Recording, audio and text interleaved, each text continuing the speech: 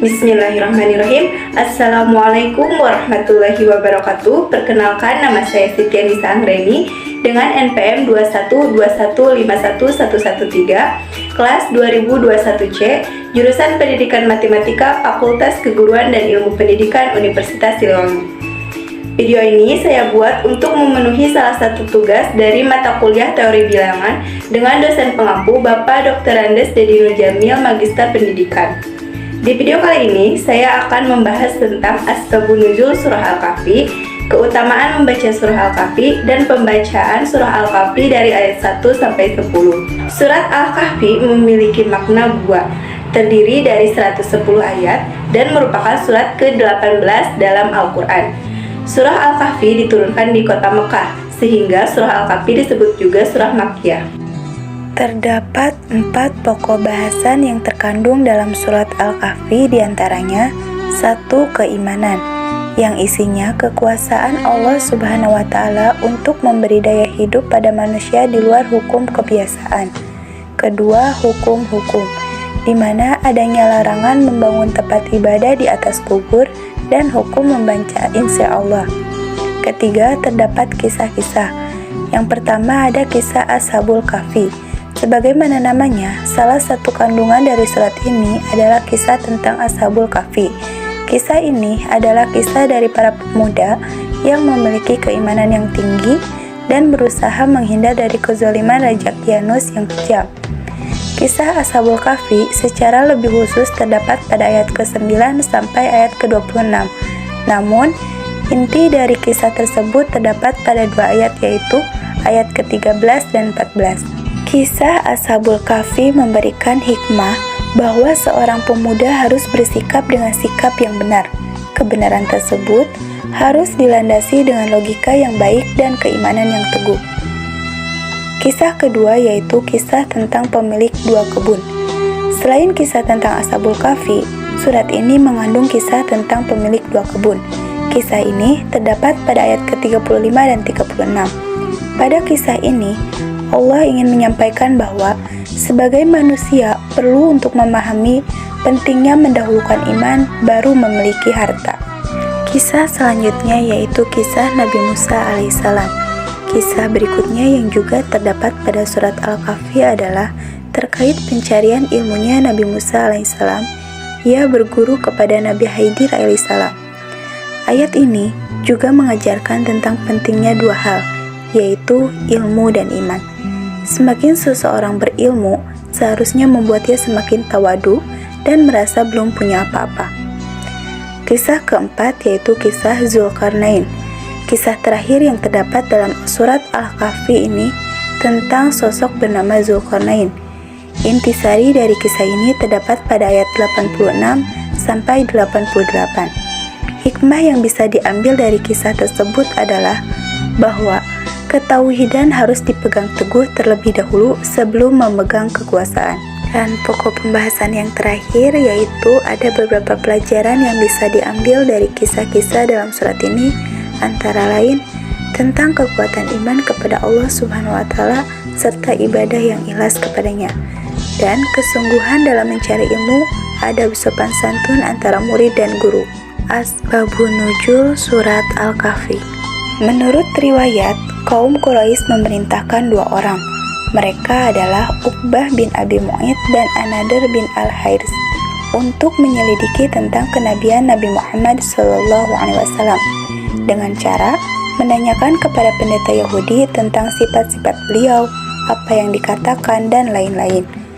Orang Quraisy percaya bahwa pendeta Yahudi adalah orang yang berilmu, tahu tentang isi kitab terdahulu dan tanda lahirnya seorang nabi.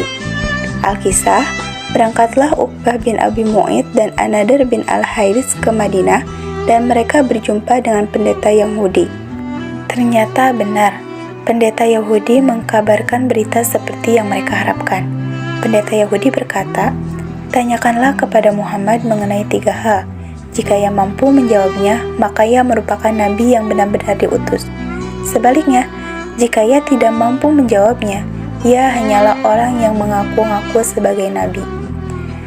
3 pertanyaan itu diantaranya: 1. Tanyakanlah tentang pemuda zaman dulu kala yang musafir. 2. Tanyakanlah tentang seorang pengembara yang telah sampai ke Masyriq dan Maghrib. Dan yang terakhir, tanyakanlah tentang ruh. Setelah tiba di hadapan Rasulullah SAW, mereka langsung menanyakan 3 pertanyaan sebagaimana yang telah diberikan oleh pendeta Yahudi.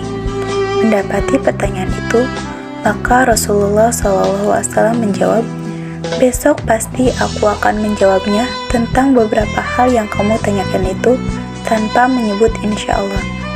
Kemudian, mereka pun pulang dan Rasulullah menunggu wahyu dari Jibril untuk menjawab semua pertanyaan itu. Namun, wahyu yang ditunggu tak kunjung datang. Bahkan hingga 15 malam, orang Quraisy mulai goyah dan Rasulullah sedih karena wahyu atau jawaban dari Allah tak kunjung datang, sehingga beliau tidak tahu harus menjawab apa kepada kaum Quraisy. Namun, pada malam berikutnya Jibril turun membawa wahyu yang diantaranya yaitu 1. Quran Surat Al-Kahfi ayat 6 yang di dalamnya menegur atas kemurungan Rasulullah SAW. Kedua, Quran Surat Al-Kahfi ayat 9-26 tentang pemuda Al-Kahfi. Ketiga, Quran Surat Al-Kahfi ayat 83-101 tentang seorang pengembara. Yang keempat, Quran Surah Al-Isra ayat 85 tentang ruh. Kemudian, Rasulullah SAW menjawab semua pertanyaan tersebut sesuai dengan wahyu yang diterimanya. Keutamaan membaca Surat Al-Kahfi. Terdapat beberapa keutamaan membaca Surat Al-Kahfi, diantaranya 1. Mendapat pahala dan cahaya kebaikan. Barang siapa yang membaca Surat Al-Kahfi pada malam Jumat, dia akan disinari oleh cahaya antara dia dan Ka'bah. Hadis riwayat Ad-Darimi. Kedua, terhindar dari fitnah Dajjal. Dari Abu Darda, Nabi SAW bersabda, barang siapa membaca 10 ayat terakhir dari Surat Al-Kahfi, maka ia akan dijaga dan dilindungi dari fitnah Dajjal. Hadis riwayat Ahmad. 3. Mendapat ampunan dosa. Diriwayatkan dari Abu Sa'id Al-Khudri radhiyallahu anhu dari Ibnu Umar radhiyallahu anhu mengatakan bahwa Rasulullah SAW bersabda, siapa yang membaca surat Al-Kahfi pada hari Jumat, maka akan memancar cahaya dari bawah kakinya sampai ke langit, akan meneranginya kelak pada hari kiamat dan diampuni dosanya antara 2 Jumat. Keempat, diberikan cahaya oleh Allah Subhanahu wa Ta'ala. Siapa yang membaca surat Al-Kahfi, maka jadilah baginya cahaya dari kepala hingga kakinya, dan siapa yang membaca keseluruhannya, maka jadilah baginya cahaya antara langit dan bumi. Hadis riwayat Ahmad. Pembacaan surat Al-Kahfi ayat 1-10. A'udzu billahi minasy syaithanir rajim. Bismillahirrahmanirrahim. Alhamdulillahilladzi anzala ala 'abdihil kitab. Anzala ala 'abdihil kitab wa lam yaj'al lahu 'iwaja. Qayyiman liyunzira ba'san syadidan min ladunhu wa yubashshiral mu'minina alladhina ya'maluna as-salihati anna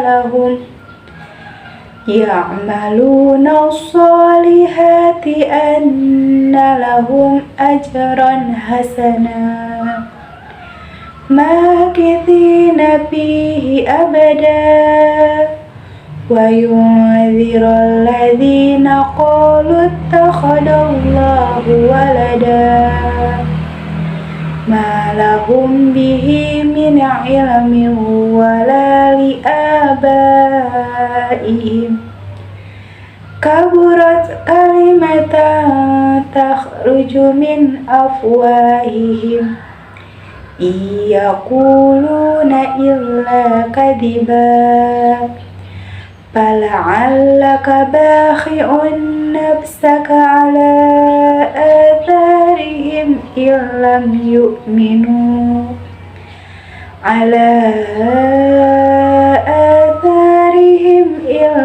يؤمنوا بهذا الحديث أسفا إنا جعلنا ما على الأرض زينة لها لنبلوهم أيهم أحسن عملا وإنا لجاعلون ما عليها صعيدا جرزا أم حسبت أن أصحاب الكهف والرقيم كانوا من آياتنا عجبا إذ أوى الفتية إلى الكهف فقالوا ربنا آتنا من لدنك رحمة وهيئ لنا من أمرنا رشدا صدق الله العظيم.